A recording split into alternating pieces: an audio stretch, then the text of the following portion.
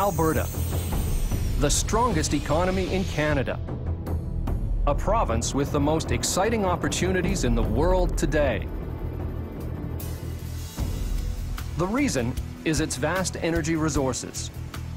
For more than 50 years, the energy industry has been commercially developing one of the largest petroleum reserves on the planet, the Alberta Oil Sands, a proven reserve of oil so large it is second only to Saudi Arabia's.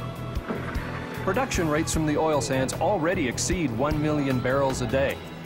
By 2018, new and expanded projects are forecast to increase production to over 3 million barrels a day. Athabasca, Cold Lake, Peace River. These deposits represent approximately 170 billion barrels of established reserves. With ongoing technology advances, the recoverable reserves will become even greater. Alberta has a vision for a dynamic future. Opportunity is here and now. Alberta's abundant energy resources will be developed into refined petroleum products and chemicals right here in the province. Alberta's environment will be safeguarded for future generations, and the development of advanced technologies and best practices will be encouraged. Alberta's communities will be involved in creating a sustainable future. This is the story of Alberta's vision and the world of opportunity it is creating.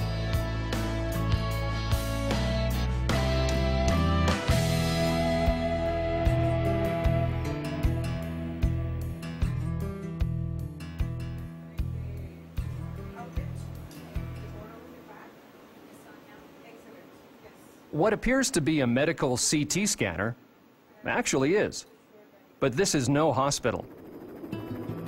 The Alberta Research Council is one of the province's leading petroleum research facilities. This sophisticated analytical tool is used to gaze deep inside oil sands experiments.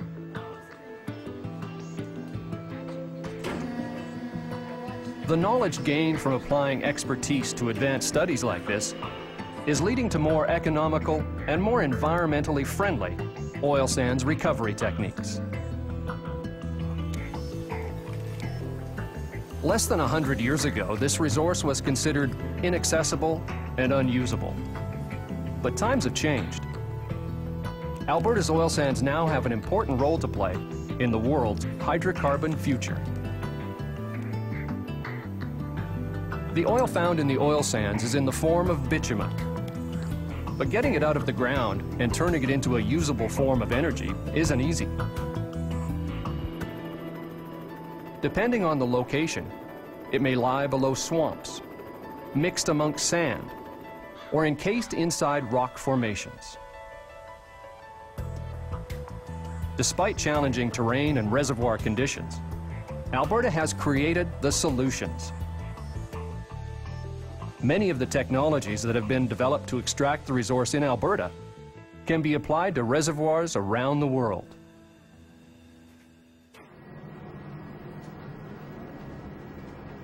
For bitumen located less than 75 meters from the surface,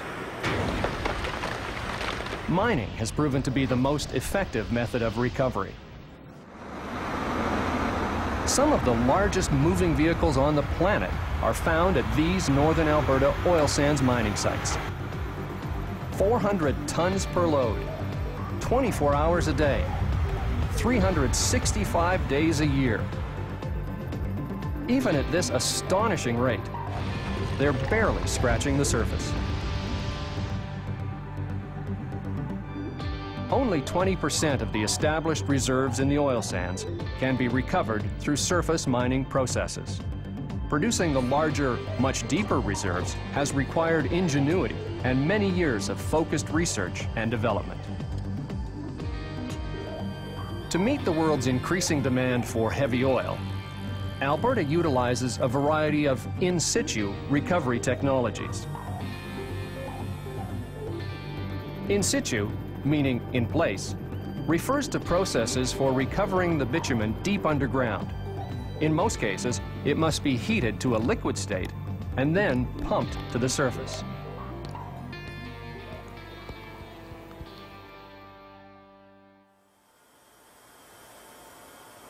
In the northern part of the province is a showpiece of Alberta-born in situ technology, SAGD. Steam-assisted gravity drainage is the thermal technology that literally unlocked in situ oil sands development. Effective in a broad range of geological situations, SAGD has been the predominant in situ technology used in the province.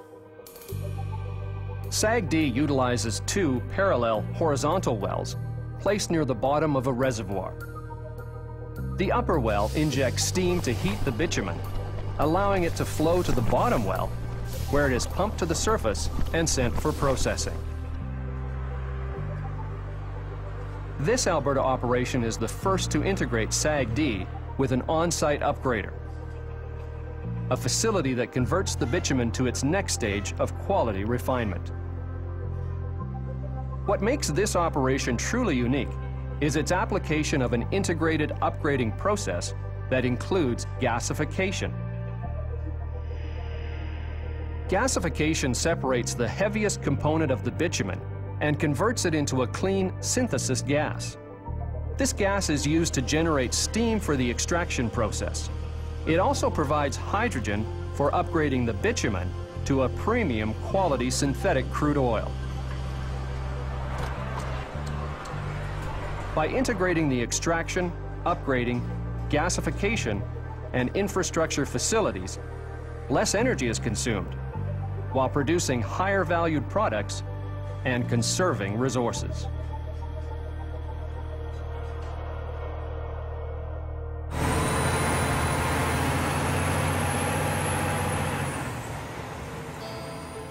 Near the eastern border of Alberta, an in situ technique has been custom-made to deal with the region's heavy oil reserves.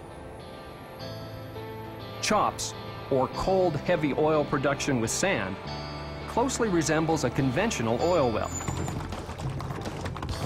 This process also recovers sand, which makes the oil flow much more easily. Powerful pumps pull material through a vertically drilled well. The process reaches out great distances below the surface to access the reservoir.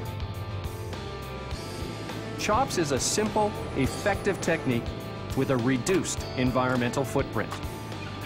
It makes this an attractive solution for similar heavy oil reservoirs around the world.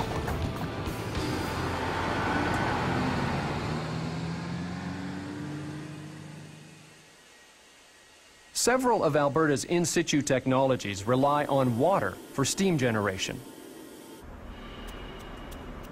Most operations are recycling up to 90% of their water intake. The advancement of water recycling technologies is a key component of Alberta's vision for the environment.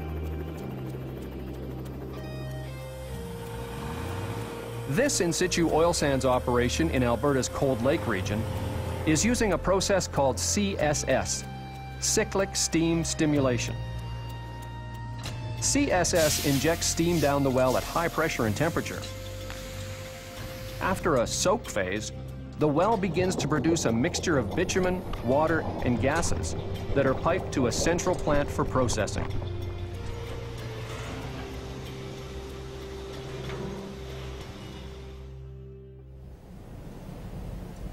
This simulation represents one of Alberta's latest pilot recovery techniques. It's a process called tie.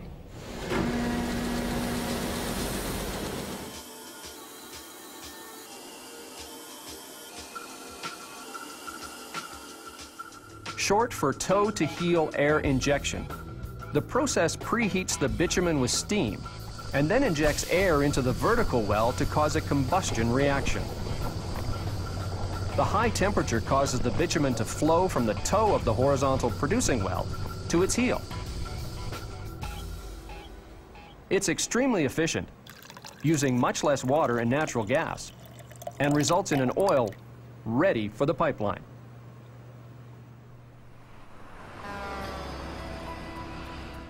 The success of these oil sands recovery techniques has created employment for thousands and opened up huge opportunities in many supporting trades and industries.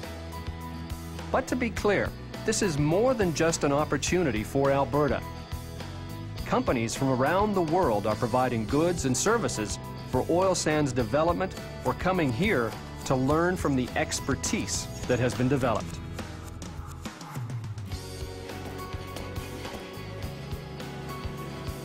Beyond the world of oil sands recovery, even more exciting opportunities are waiting.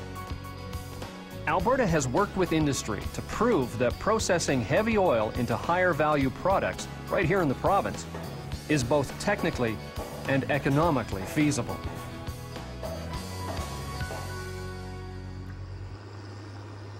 To accomplish this, a large portion of the resource extracted from the oil sands regions is moved south on an expanding network of underground pipelines. The destination is a region of concentrated supporting industries near Edmonton, the province's capital city. It's an area primed for meeting the demands of upgrading and refining the heavy oil and oil sands bitumen into much higher value finished products. This is Alberta's industrial heartland. Here, prosperity and efficiency are encouraged through industrial integration, a sharing of resources and infrastructure designed to produce refined fuels and chemicals for global markets. Integration allows for one company's waste to become another's feedstock, and where technologies and best practices are encouraged to enhance operational efficiencies. This significantly reduces the overall environmental footprint and improves a project's return on investment.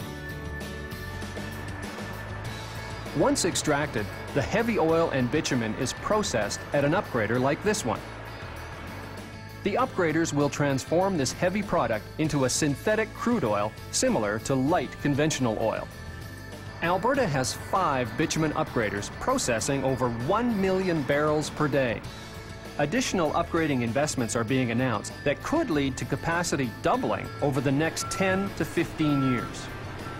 The equipment and service demands to sustain these facilities over their 30 to 50-year lifespan could represent upwards of $100 billion in business opportunities. Local and international companies of all types are invited to participate in this tremendous growth. From the upgraders, the synthetic crude oil makes its way to the refineries. Here, a variety of processing techniques transform it into a series of consumer petroleum products like diesel, gasoline, aviation fuel, kerosene, and fuel oil. But the products derived from the oil sands are not always so obvious.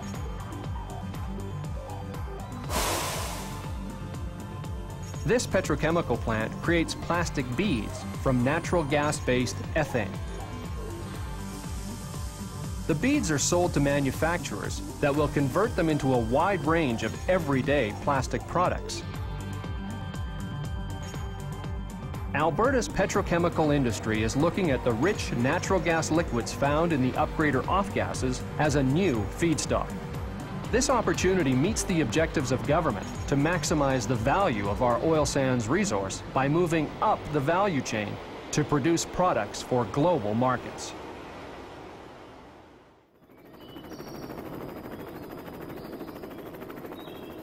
The environment is a high priority in Alberta. A variety of measures ensure it is protected for future generations. Edmonton's wastewater treatment plant is using state-of-the-art techniques to turn its treated wastewater into a high industrial grade. Each day, as much as 15 million liters can be piped for use at a nearby refinery.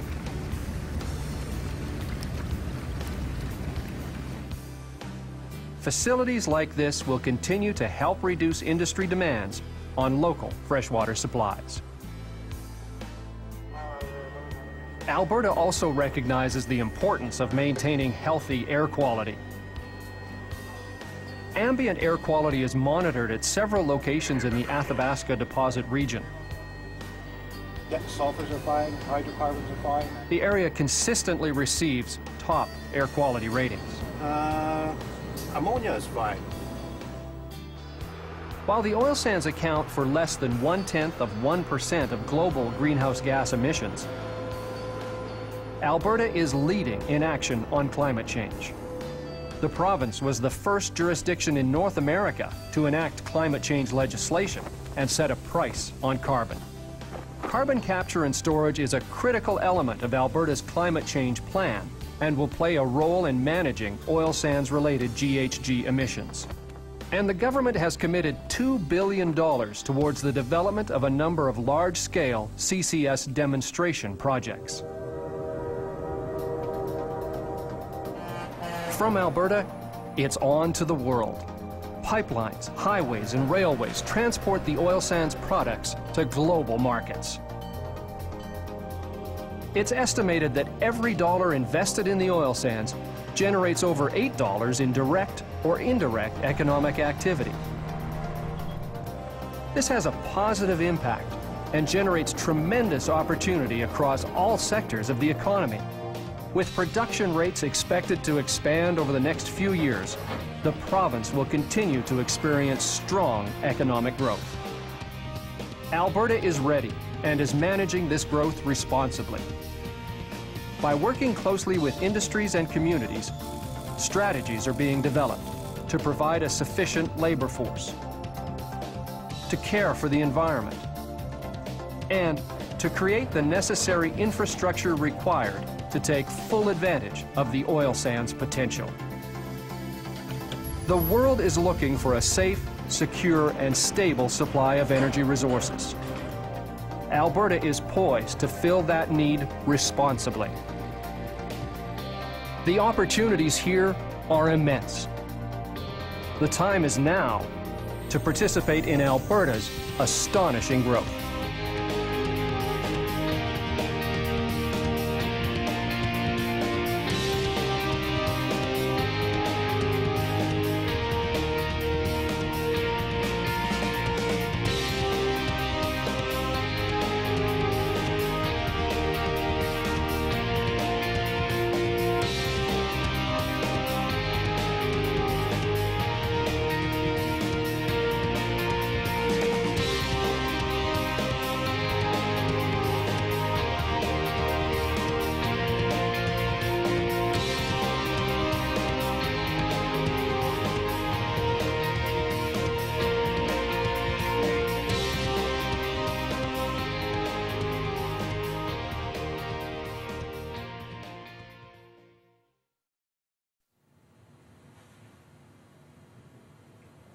The first 25 years of oil sand development has been about trying to produce a resource and make it competitive in world markets. The next 25 years is going to be about trying to make that resource a lot more sustainable in its development. There is a growing environmental movement, not only within Alberta, but internationally, that are interested specifically in oil sands development. And I actually welcome that because I myself feel quite affiliated with them. I do work for the department. I'm very passionate about protecting our air, land, and water. Is there room for improvement? Do we need critiques by people throughout Canada and the world? Yes, of course. That's what keeps us on our toes. It's what keeps us constantly reevaluating and looking for better ways of doing our business. I think it's because Albertans are so ready to take the stage, you know, and say, here's our plan, throw rocks at us if you will, it's only going to make us better, is what makes us better. 50% of our oil in Canada is produced from oil sands, and that's going to grow in the future. We think in about 10 years it will be about 75% of Canada's oil production, and a large part of our exports will be oil sands derived crude. Cumulatively, we know that we're going to see, say, 3 million barrels of oil sands production. So what does that look like for the carrying capacity of the ecosystem, and setting the thresholds to say, okay, we can only manage this much air pollution in this region, and capping the air pollution so that we maintain good air quality, capping the amount of fresh water that can be used so that we have a sustained and healthy ecosystem, river system for now and in the future. I fly over the oil sands all the time. I do a lot of water quality sampling up there. Part of the reason it's so surprising, so shocking, is because it's sort of like you come over this green expanse with very little disturbance in it, and there it is. And it looks massive, and it looks out of place. That said, the total footprint for mines themselves, which look so drastic, is actually small. 1% of Alberta's forested area. As far as reserves are concerned, which is the part of the resource that you can produce, they're second only to Saudi Arabia. We're talking about the oil sands, the entire oil sands resource being the size of Florida, but in fact only a very small proportion of that oil sand is being dug up for surface mining. 80% of the resource actually is deeply buried. That part of the resource can be produced using very different methods than having to surface mine it. Steam-assisted gravity drainage is a process by which steam is injected into the reservoir to melt the bitumen to the point where it can be pumped to the surface. The main advantage of in-situ production is that the wells are drilled from a single pad, and it's possible from the surface to drill wells that can extend several kilometers in the underground to develop that resource. The environmental impacts of steam-assisted gravity drainage, of course, are much easier to mitigate, to manage, because the level of disturbance is much smaller. You're not scraping off all the surface soils. You're never fully disrupting those soil processes that you have to reestablish at a mine site. Basically from scratch. Virtually no more water will be used out of the Athabasca River because most of the Sagadi water will be treated and reused. Now, are the impacts real from Sagadi? I don't want to minimize the impacts that can occur from vast networks of pipelines. There is an impact from that, particularly to wildlife. You have to manage those. What limitations do you need to put on the amount of, say, linear disturbance and roads so that you can have a minimized impact on those sensitive species such as caribou? Reclamation is what makes oil sands mining and development possible. We couldn't just extract oil sands and then leave a barren landscape afterwards. It wouldn't be acceptable to Albertans. Reclamation simply is the returning of that land to an equivalent land capability. It's not just about putting the soil back, it's about putting the soil back, contouring the land, it's about revegetation, it's about perhaps putting in wetlands if wetlands were there before. There's always active reclamation going on as the mine develops and as it moves forward. Reclamation is indeed occurring. I think over 65 square kilometers are under reclamation now. This takes time. This is a 30 to 40 year game plan, and that's why we have just issued our first reclamation certificate on a 104 hectare site. You want to ensure that the piece of reclaimed landscape that you're certifying is indeed a self-sustaining forested, for example, forested ecosystem that will not require any ongoing maintenance. And that takes time. Well, a tailings pond is part of the mining process. When you heat up the bitumen, you produce a slurry that contains water, a little bit of bitumen, and a lot of sand, because bitumen is contained in sand. And it's put into a tailings pond, which is really a dam-like structure. What we have around the tailings ponds is a groundwater monitoring system and then a capture system, so that if anything leaks, it actually gets caught in this capture system and is re-injected back into the tailings ponds itself. You want an immediate detection. Just like any city landfill, you'll put your monitoring system right next to that landfill or right next to the pond, and you'll want to detect that leachate right away so that you can remediate it quickly. What does end up happening over time is that as the tailings consolidate, they become an almost impermeable layer of very fine clay. So the seepage rates decline over time. We have our first tailing ponds that will be reclaimed by 2010. It won't be fully treed or anything like that, but there will be topsoil and a layer of vegetation that'll be placed on top of it. We do extensive water quality monitoring of the Athabasca River. We take thousands and thousands of water samples. We've been monitoring since the early 1960s, and so far we've not been able to find any impact from the tailings ponds itself. Perceptually, when you look at the short historical record, flows in the Athabasca are very low currently, or have been very low. Now, is that a concern? Alberta Environment, along with Department of Fisheries and Oceans, put into place a water management framework for the Athabasca River, which alleviates that concern. It does so by setting strict limits on how much water can be taken from the Athabasca River on a weekly basis. The allocations are approximately 3% of the annual flow of the Athabasca River. Now, not all that 3% is actually taken. It's what's allocated, but the companies that are withdrawing are not actually withdrawing their full volumes. Most areas of the world do this when they're in trouble, when they have no more water to give, or their water quality is degraded to the point that their ecosystems are being degraded. And Alberta has chosen to say, we want to keep our water clean and abundant, and therefore we come out with these management frameworks in a very proactive manner. This was predicated on what is really unique in the international community for the amount of money and time spent on collecting data, millions of dollars spent on it. We brought in scientists from around the world. So really, we created a water management framework that is state-of-the-art. Companies have moved a long way to reduce their freshwater use.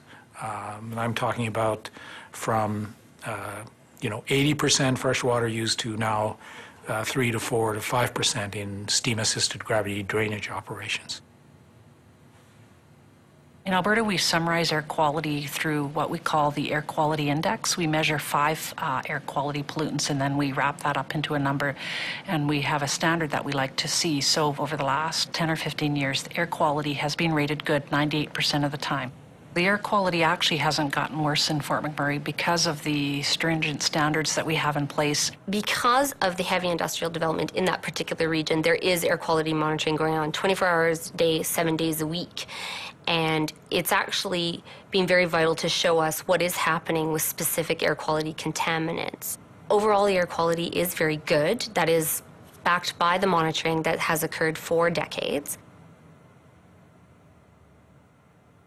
When you put into context the oil sands contribution, I think there's a perception out there that it is, for example, the largest industrial footprint on the planet. What we're talking about right now is an industrial activity that's about 0.1% of global emissions. Greenhouse gas emissions, it is a global issue. CO2 doesn't respect any jurisdictions or boundaries, but we all have to make a difference. We all can make a difference in reducing those emissions. So Alberta is focused on areas where we can make the most difference. There are technologies that we're developing and trying to implement that can look at capturing CO2 from those large industry point sources, ultimately purify those CO2 emissions, and then those emissions would then be transported and ultimately injected into geologic formations where they can be stored for extremely long periods of time, geological time essentially. We're talking about storing CO2 very deep, about 1,000 meters below the surface. The most critical time to monitor is actually during the injection phase. That's when most of the monitoring technologies will be deployed, but we'll have longer-term monitoring as well. Alberta has stepped up by committing $2 billion to 3 to 5 commercial-size carbon capture and storage projects.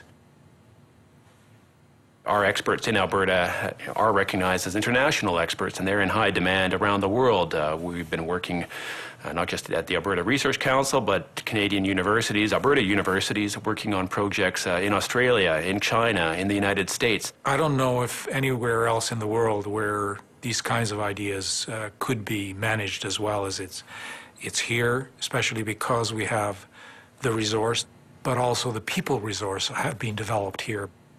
I think Albertans themselves are very much solutions-oriented, and they see possibilities. And that inherently drives innovation, and it really drives solutions. All of my work has been done in northern Alberta on Alberta lakes and rivers. So I was a beneficiary. I've seen it firsthand. It's touched me. It's formed my professional career, is the attitude that Albertans have towards the environment and the resources they're willing to put towards it.